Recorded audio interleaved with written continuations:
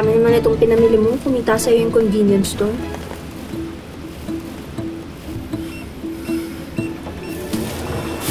Let's go.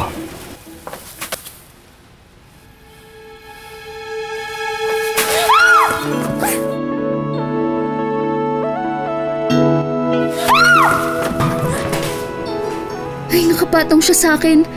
Kakalbuhin ako ni Mami pag nalaman niya to. Alice. Huh? Can I kiss you? Huh?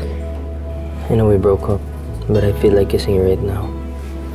Lord, test ba to para makita kung naka-move on na nga ako? Kasi kung oo, failing na yata ang standing ko.